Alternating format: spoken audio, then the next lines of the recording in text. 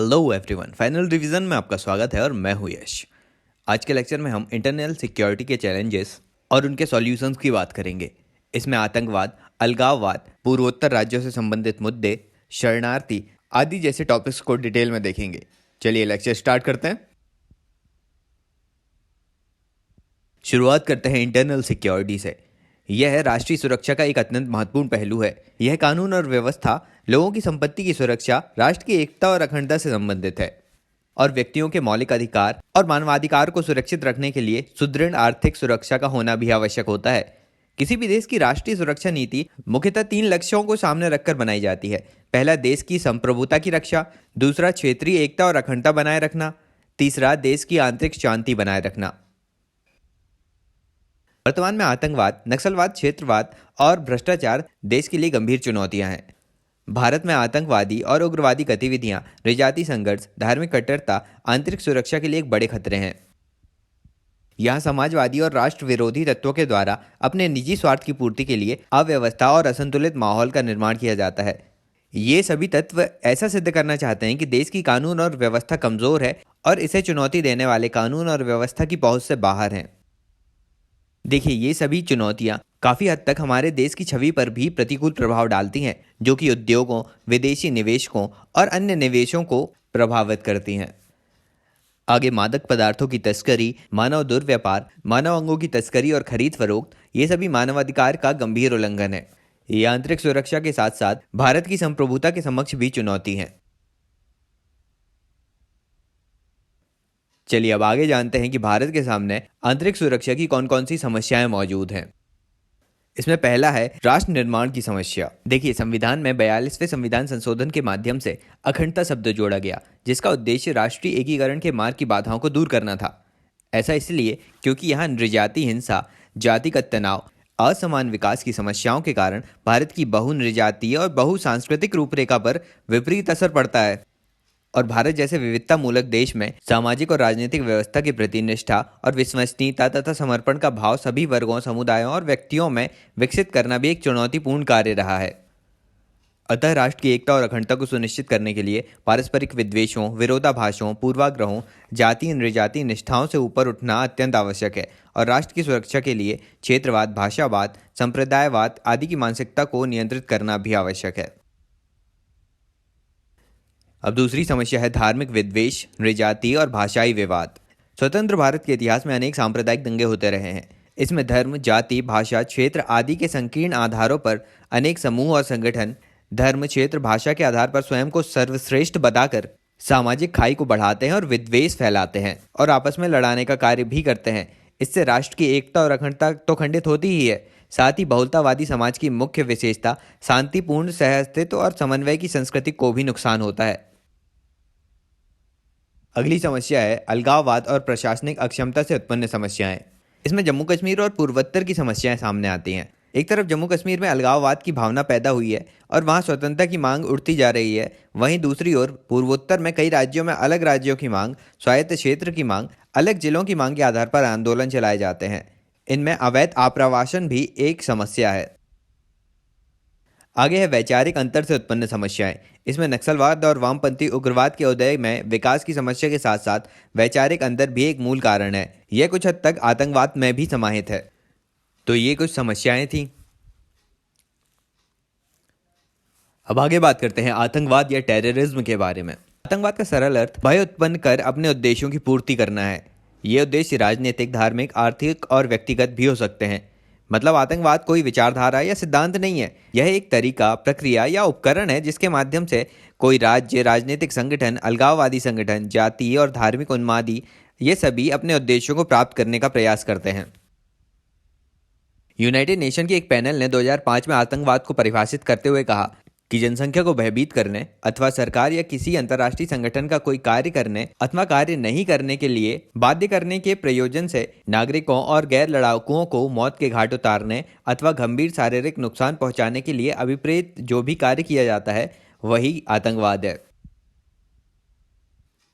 अब भारत में पहला विशेष कानून आतंकवादी एवं विघटनकारी कार्यकलाप निवारण अधिनियम 1987 के अनुसार जो कोई भी कानून द्वारा यथा स्थापित सरकार को आतंकित करने अथवा लोगों के किसी वर्ग में आतंक फैलाने अथवा लोगों के किसी वर्ग को हटाने या लोगों के विभिन्न वर्गों के बीच सौहार्द को प्रतिकूल रूप से प्रभावित करने के आशय से बम, डायनामाइट अथवा अन्य विस्फोटक पदार्थ अथवा ज्वलनशील पदार्थ या घातक हथियारों अथवा जहर या हानिकारक गैसों अथवा अन्य रासायनिक या खतरनाक प्रकृति के किसी पदार्थ का इस तरीके से प्रयोग करते हुए कोई कार्य करता है जिससे किसी व्यक्ति की मृत्यु हो या उसे चोट पहुंचे या संपत्ति की हानि हो या विनाश हो या समुदाय के जीवन के लिए अनिवार्य आपूर्ति अथवा सेवाओं में बाधा पहुंचे अथवा जो किसी व्यक्ति को रोके या सरकार तथा किसी अन्य व्यक्ति को कोई कार्य करने से अलग रहने के लिए बाध्य करने के लिए ऐसे व्यक्ति को मारने या घायल करने की धमकी दे तो वह व्यक्ति आतंकवादी का कार्य करता है।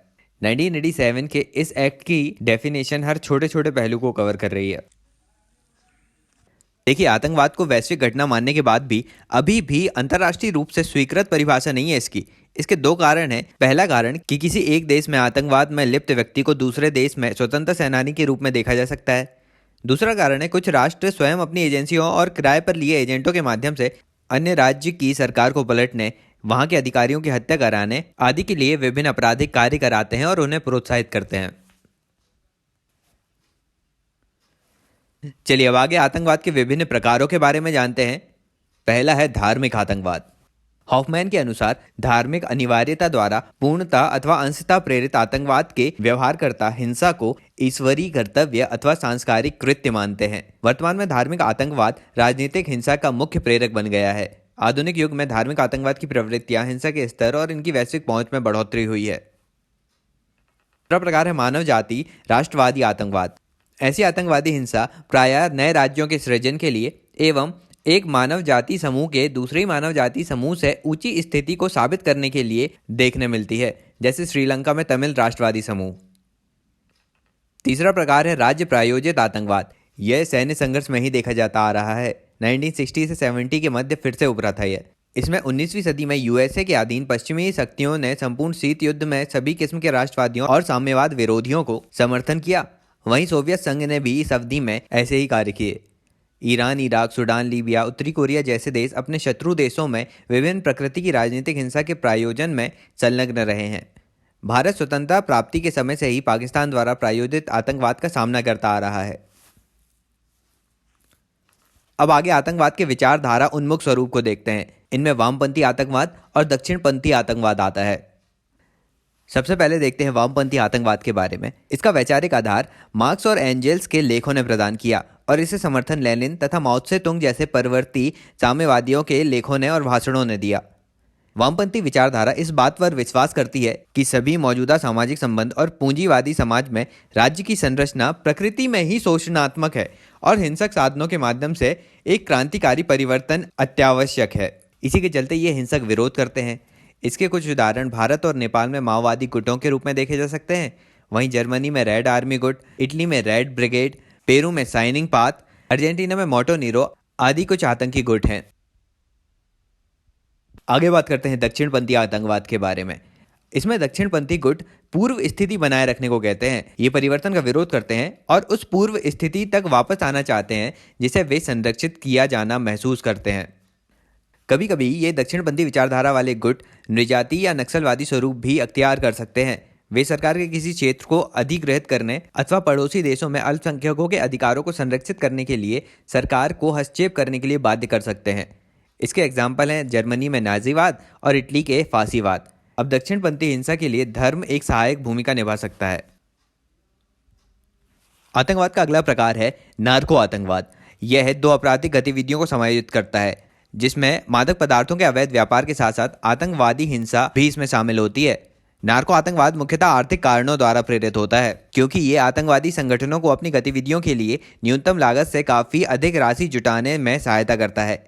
पाकिस्तान की खुफिया एजेंसी ISI के द्वारा समर्थन प्राप्त भारत में इस्लामिक आतंकवादी गुटों को कश्मीरी घाटी और देश के अन्य भागों में भी मादक पदार्थों के अवैध व्यापार करने में सक्रिय पाया गया है। अगला प्रकार है आत्मघाती आतंकवाद। यह आतंकवाद का भयावह स्वरूप है।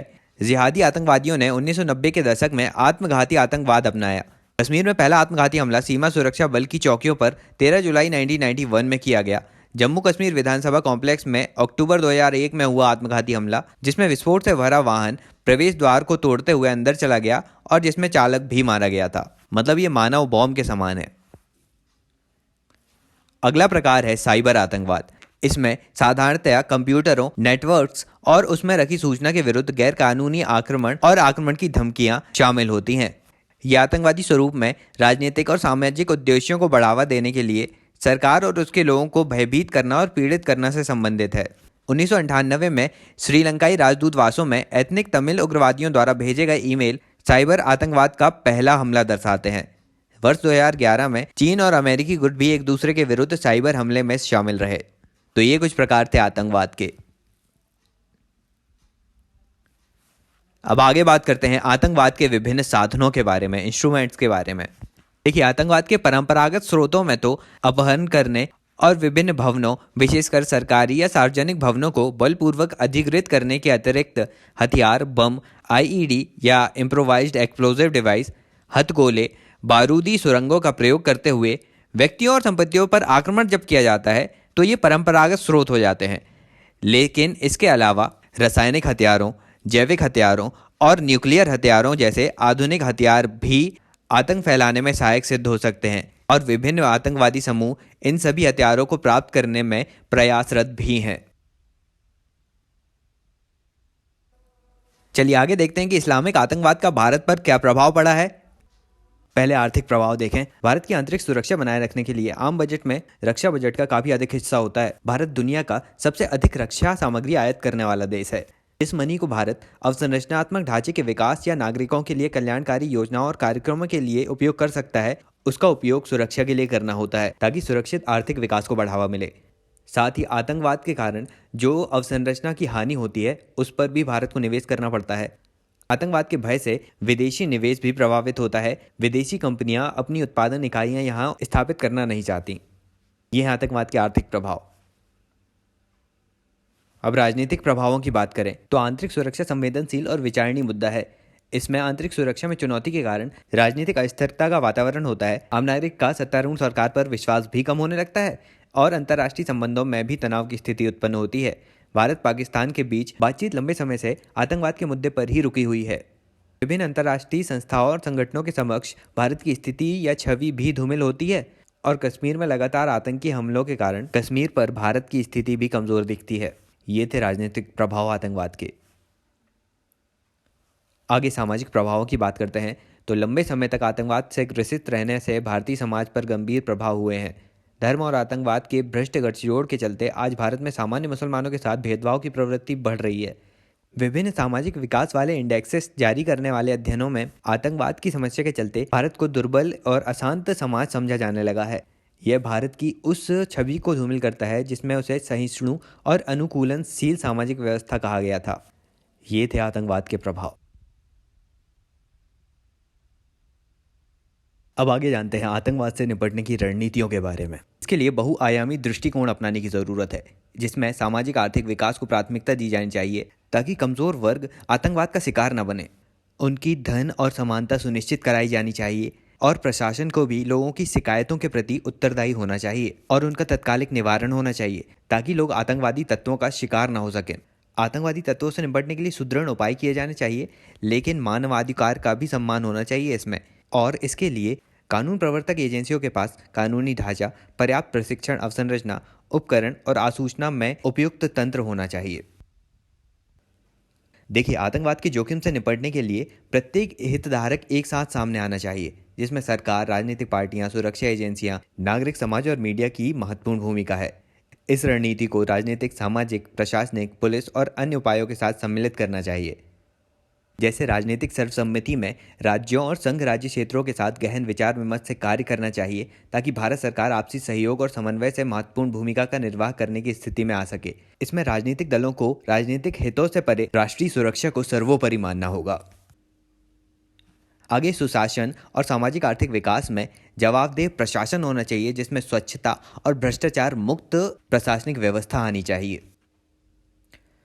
आगे कानून के शासन की सुनिश्चितता हो, मतलब इन सभी आतंकवादी गतिविधियों को रोकने में कानून का उल्लंघन नहीं होना चाहिए। पुलिस और अन्य सरकारी बलों को बुनियादी आचार संहिता का भी पालन करना चाहिए। अगला है आतंकवाद की विनाशक गतिविधियों का प्रतिरोध करना। इसके लिए सैन्य उपायों के साथ साथ नागरिक उपायों पर भी बल दिया जाना चाहिए। मनोवैज्ञानिक युद्ध या पुलिस के इंटेलिजेंस विंग के सहयोग से सूचना सेवाओं और प्रचार माध्यम का प्रबंधन आतंक के विनाश के लिए आवश्यक है। आगे है उपयुक्त कानूनी ढांचे का निर्माण। आतंकवादियों को दंडित करने के लिए सामान्य कानून नहीं बल्कि विशेष कानून और प्रभावी प्रवर्तन कार्यतंत्र या एनफोर्समेंट मैकेनिज्म होना चाहिए। हाँ, लेकिन इसका दुरुपयोग रोकने के लिए पर्याप्त सुरक्षा उपयोग भी होना चाहिए। अगला है क्षमता निर्माण। इसमें आसूचना प्राप्त करने वाले तंत्र, सुरक्षा एजेंसी, नागरिक प्रशासन और पूरे समाज को क्षमता निर्माण की सुविधा प्रदान की जानी चाहिए। अब आगे जानते हैं 11 सूत्री आतंकवाद रोधी एक्शन एजेंडा क्या है। यह एजेंडा प्रधानमंत्री मोदी ने G20 सम्मेलन में पेश किया था। इसके मुख्य पॉइंट इस प्रकार हैं। इंटरनेशनल टेररिज्म कॉम्प्रहेंसिव कन्वेंशन लागू करना, यूनाइटेड नेशन सिक्योरिटी काउंसिल के प्रस्तावों को प्रभावी रूप से कार्यान्वित करना, FATF की मदद से आतंकवाद के वित्त पोषण को बंद करना, आतंकवादी संगठनों के शस्त्र व्यापार को रोकने के लिए हथियारों और विस्फोटक कार्यवाही टास्क फोर्स तैयार करना, G20 देशों के बीच साइबर सुरक्षा में ठोस सहयोग और इन देशों के द्वारा आतंकवाद विरोधी प्रयासों में रणनीतियों को साझा करना, आतंकवाद से संबंधित प्रभावकारी सहयोग के लिए लीगल प्रोसेस को आसान बनाना, संदिग्ध आतंकवादियों की लिस्ट का G20 के देशों के मध्य अदला बदली, आतंकवाद का समर्थन करने वाले देशों के विरुद्ध कार्यवाही और ऐसे देशों का G20 में एंट्री पर प्रतिबंध होना, आतंकवाद पर रोक के लिए G20 देशों के राष्ट्रीय सुरक्षा सलाहकारों के बीच तालमेल बढ़ाना। ये सभी 11 सूत्री आतंकवाद विरोधी एजेंडे थे। अब वैश्विक आतंकवाद से निपटने के लिए भारत का 5 पॉइंट फॉर्मूला क्या है वो देखते हैं। यह फॉर्मूला यूनाइटेड नेशन के सामने न्यूयॉर्क में रीना मित्रा ने संयुक्त राष्ट्र उच्चायोग सम्मेलन में कहा था। इस फॉर्मूले में समय पर क्रियाशील बुद्धिमत्ता का आदान प्रदान, निजी क्षेत्र के सहयोग से आधुनिक संचार के साधनों के दुरुपयोग को रोकना, बेहतर सीमा नियंत्रण के लिए क्षमता निर्माण, यात्रियों की आवाजाही से संबंधित जानकारी को साझा करना, वैश्विक आतंकवाद से लड़ने के लिए संभावित काउंटर आतंक के केंद्र बिंदु का पता लगाना आदि शामिल है। अब आगे भारत के विभिन्न क्षेत्रों में आतंकवाद या अलगाववाद की क्या सिचुएशन है उनको देख लेते हैं।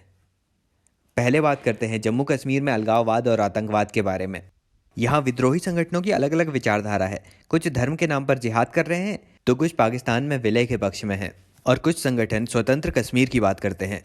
यहाँ अलगाववाद का सबसे बड़ा पोषक पाकिस्तान है। वह यहाँ उग्रवादियों के लिए प्रशिक्षण शिविर, कश्मीर के मुद्दे का अंतर्राष्ट्रीयकरण करना, ये सभी कार्य करता है। इसके लिए भारत को अपनी सेना का बड़ा हिस्सा यहाँ तैनात करना पड़ता है। लेकिन यह बात भी ध्यान रखने योग्य है कि मुट्ठी भर लोग ही अलगाववाद और आतंकवाद का साथ देते हैं, जबकि बड़ी संख्या में लोग समय समय पर संसदीय और राज्य विधानसभाओं के चुनाव में भाग लेकर प्रजातंत्र और सरकार में अपनी आस्था व्यक्त करते हैं। अब हम देखते हैं कि सरकार ने कौन कौन से कदम उठाए जम्मू कश्मीर की इस समस्या से निपटने के लिए। इसमें सीमा पार घुसपैठ को रोकने के लिए यहाँ पर सीमा प्रबंधन के लिए सीमा पर बाड़ या बॉर्डर का निर्माण, सुरक्षा बलों की तैनाती और उन्हें उन्नत हथियार और प्रौद्योगिकी देना, साथ ही बेहतर आसूचना की भी व्यवस्था करना, ये काम किए गए हैं। और राज्यों में उग्रवादी तत्वों को रोकने के लिए विकास की नीति अपनाई गई है ताकि युवाओं को मुख्य धारा से जोड़ा जा सके। फिर आगे इसमें युवाओं का भी सहयोग लिया गया है। फिर आगे 2004 से जम्मू कश्मीर के लिए प्रधानमंत्री की पुनर्निर्माण योजना भी चालू है। इसकी लागत 24,000 करोड़ रुपए थी। ये आधारभूत संरचना के विकास की योजना है। आगे कश्मीरी प्रवासियों को राहत और पुनर्वास के लिए दिल्ली और अन्य राज्यों में उन्हें आवास, अस्थायी निवास, नगद राहत की निरंतरता, छात्रों के लिए छात्रवृत्ति, रोजगार, कृषक या बागवानी करने वालों को सहायता, ऋण पर ब्याज की माफ़ी आदि सहायता दी गई। ये माइग्रेंट्स कश्मीर में आतंकवाद से पीड़ित कश्मीरी पंडित भी हो सकते हैं और अन्य लोग भी। फिर आगे जम्मू कश्मीर की अद्यतन स्थिति पर मानसिक समाचार पत्रिका का भी प्रकाशन किया जाता है। फिर हाल ही में चलाई गई उड़ान योजना के तहत जम्मू कश्मीर के युवाओं को कौशल प्रशिक्षण भी दिया जा रहा है। चलिए अब आगे बात करते हैं पूर्वोत्तर भारत में अलगाववाद के बारे में। देखिए, पूर्वोत्तर भारत जो है ना, वह विविधताओं से भरा हुआ है। यहाँ सांस्कृतिक, नृजाति, भाषाई और धार्मिक विविधता है। अरुणाचल प्रदेश, मेघालय, मिजोरम और नागालैंड जैसे क्षेत्रों में तो आदिवासी समूहों का ही वर्चस्व है। तो पहला मुद्दा तो ये है कि ये सभी अपनी पहचान बचाना चाहते हैं और अपने परंपरागत ट्रेडिशन को बिना किसी परिवर्तन के बनाए रखना चाहते हैं। दूसरी समस्या है कि नॉर्थ ईस्ट की दूरी या भौगोलिक दूरी भारत की मुख्य भूमि से दूर है और यह दुर्गम स्थान भी है, परंतु यहाँ प्राकृतिक संसाधनों की भरमार है जो पर्यावरणीय दृष्टि से भी महत्वपूर्ण है। लेकिन अभी भी यहाँ पर विकास के साधन नहीं पहुँच पाए हैं, जिससे अलगाववाद की भावना जन्म ले रही है। दूसरी तरफ विभिन्न देशों जैसे नेपाल, बांग्लादेश और म्यांमार आदि से प्रवासियों का या शरणार्थियों का यहाँ आना इनके अस्तित्व को प्रभावित तो करता ही है, लेकिन वहाँ के संसाधनों पर और भी दबाव डालता है। इन्हीं सब कारणों से पूर्वोत्तर राज्यों में कई समूह उग्रवादी हिंसा से लिप्त हुए हैं। ये समूह पृथक राज्य, क्षेत्रीय स्वायत्तता, आज़ादी की मांग आदि जैसे मुद्दों पर संघर्षरत हैं। लेकिन धीरे धीरे सरकार ने इन सभी संगठनों से बातचीत करना प्रारंभ कर दिया है। चलिए जानते हैं असम में अलगाववाद की क्या स्थिति है। देखिए, बांग्लादेश से यहाँ लगातार घुसपैठ के कारण यहाँ का जनसंख्या स्वरूप बदल गया है। असम के 9 जिलों में मुसलमान आज बहुसंख्यक हैं। 1971 के बाद जब बांग्लादेश बना और वहाँ से शरणार्थी आने लगे तो असम के स्थानीय निवासियों ने मोर्चा खोल दिया और आदिवासियों ने अपने अपने कट्टरपंथी आदिवासी संगठन बना दिए। बोडोलैंड जाति स्वतंत्रता मोर्चे ने इस संघर्ष में मुख्य भूमिका निभाई। 1979 में ऑल असम स्टूडेंट यूनियन ने बांग्लादेशी अप्रवासियों के विरोध में मोर्चा खोला।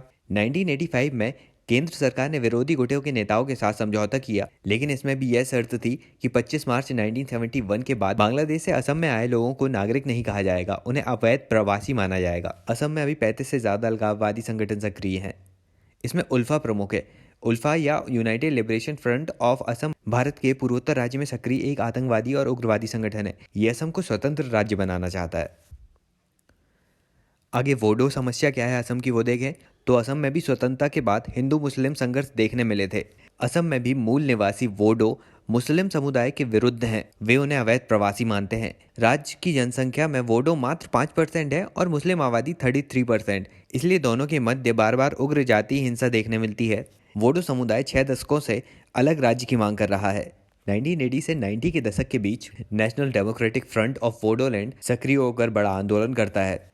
यहाँ शांति 2003 में तब आती है जब वोडोलैंड क्षेत्रीय परिषद का गठन कर दिया जाता है, लेकिन अभी भी वोडो उग्रवादी गुट क्षेत्र में सक्रिय है और समय समय पर नरसंहार भी करता है। चलिए आगे जानते हैं मिजोरम में अलगाववाद की क्या समस्या है। यहाँ अलगाववादी आंदोलन 60 के दशक से शुरू हो गए थे। इनकी कमान मिजो नेशनल फ्रंट नामक एक राजनीतिक संगठन ने संभाली, जिसके नेता लाल डेंगा थे। यह एक राष्ट्र ग्रेटर मिजोरम बनाने का सोच रहे थे। फिर आगे 1967 में मिजो नेशनल फ्रंट पर प्रतिबंध लगा दिया गया, लेकिन राज्य की मांग और बढ़ गई। इसी के चलते 1971 में मिजोरम को केंद्र शासित प्रदेश बनाया गया इंदिरा गांधी सरकार के समय, और फिर 1986 में इसे पूर्ण राज्य का दर्जा दे दिया गया। हाल ही में ब्रू कम्युनिटी की यहाँ पर समस्या है। यहाँ पर उन्हें मताधिकार देने की बात की गई है। हुआ ये था कि अंतर सामुदायिक हिंसा के चलते 1997 में ब्रू कम्युनिटी के लोगों को मिजोरम से त्रिपुरा जाना पड़ा था। ये वर्तमान में त्रिपुरा के अस्थायी शिविरों में रह रहे थे, लेकिन अब इन्हें वापस मिजोरम में पुनः बसाया जा रहा है और सावधि जमा के रूप में इन्हें 4 लाख की वित्तीय सहायता भी दी गई है। आगे अन्य राज्यों की बात करें तो मणिपुर में ग्रेटर नागालैंड की मांग के चलते तनाव बढ़ा है। यहाँ 44 अलगाववादी गुट हैं। कुछ गुट घाटी में सक्रिय हैं और कुछ गुट पहाड़ी इलाकों में जातियों और कबीलों में विभाजित हैं। यहाँ नागा, कुकी और कुकी जैमियो संघर्ष भी देखने मिलता है। आगे नागालैंड को देखें। यहाँ इसाक मुइवा का संगठन ग्रेटर नागालैंड की मांग करता है, जिसमें मणिपुर, असम, अरुणाचल प्रदेश आदि के ऐसे हिस्से शामिल हैं जहाँ ईसाइयत में धर्मांतरित नागा रहते हैं। नागालैंड 16वें राज्य के रूप में 1963 में सामने आया था। अगला राज्य है मेघालय। यहाँ एक प्रतिबंधित संगठन honey trap national liberation council नामक खासी अलगाववादी संगठन मेघालय में अलग राज्य की मांग कर रहा है। पूर्वोत्तर की इन चुनौतियों से निपटने के लिए भारत सरकार विभिन्न संगठनों से वार्ता भी कर रही है और उग्रवादियों के आत्मसमर्पण सह पुनर्वास की योजना भी चला रही है। इनके अलावा पूर्वोत्तर पहाड़ी क्षेत्र विकास कार्यक्रम चल रहा है, जिसमें इंफ्रास्ट्रक्चर, शिक्षा, स्वास्थ्य आदि के साधन उपलब्ध कराना है। फिर यहाँ आकांक्षी जिलों को बढ़ावा भी देना है। आगे पूर्वोत्तर औद्योगिक विकास योजना भी सामने आई है, जिसमें एमएसएमई को बढ़ावा देना है। तो ये सारी बातें थी पूर्वोत्तर भारत की सुरक्षा से संबंधित। अब भारत सरकार के समक्ष अवैध शरणार्थी, नशीली पदार्थों की तस्करी, मॉब लिंचिंग के मामले और सांप्रदायिकता जैसे कुछ अन्य आंतरिक सुरक्षा के मुद्दे भी हैं, लेकिन इन्हें हम बाद में डिस्कस करेंगे। आज के लेक्चर के अगले टॉपिक में बात करते हैं सशस्त्र बल विशेष शक्तियां अधिनियम 1958, armed force special power act 1958 AFSPA. ये अधिनियम 11 सितंबर 1958 को पारित किया गया। इसमें अरुणाचल प्रदेश, असम, मणिपुर, मिजोरम और नागालैंड के अशांत क्षेत्रों में तैनात सैन्य बलों को इस कानून के तहत विशेष अधिकार दिए गए। उपद्रवग्रस्त पूर्वोत्तर में सेना को कार्रवाई में मदद के लिए इसे लागू किया गया था। बाद में जब वर्ष 1989 में जम्मू कश्मीर में आतंकवाद ने सिर उठाया तो वर्ष 1990 में इसे वहां भी लागू किया गया। अफस्पा कानून उस क्षेत्र में लगाया जाता है जिसे केंद्र सरकार डिस्टर्ब्ड एरिया या अशांत क्षेत्र घोषित कर देती है। यह कानून सेना को किसी भी व्यक्ति को बिना वारंट की हिरासत में लेने, किसी भी वाहन की जांच करने, उग्रवादियों के ठिकानों का पता लगाकर उन्हें नष्ट करने का अधिकार देता है। और इस कानून के माध्यम से इन सभी क्षेत्रों में शांति बहाली करने में बहुत मदद मिली है। लेकिन अफस्पा की वैधता पर समय समय पर मानवाधिकार संगठन, अलगाववादी और कई राजनीतिक दल प्रश्न चिन्ह लगाते रहते हैं। उनका कहना है कि इस कानून से प्रभावित नागरिकों के कुछ मौलिक अधिकारों का हनन होता है। इसी कानून पर संभावनाएं तलाशने के लिए वीपी जीवन रेड्डी कमेटी भी गठित की गई थी। इस कानून के विरुद्ध में मणिपुर राज्य की इरोम शर्मिला ने 2000 से 2016 तक 16 वर्ष तक भूख हड़ताल की थी। फिर आगे सुप्रीम कोर्ट ने इसमें कहा था कि सेना को इस कानून का अत्यधिक इस्तेमाल करने का अधिकार नहीं है। तो ये था अफस्पा कानून। आज का लेक्चर बस इतना ही। वीडियो पसंद आया तो लाइक कर दीजिए, ज़्यादा से ज़्यादा शेयर भी कीजिएगा। अभी के लिए चलता हूँ, मिलते हैं अगले वीडियो में नए टॉपिक के साथ। Thank you so much for listening.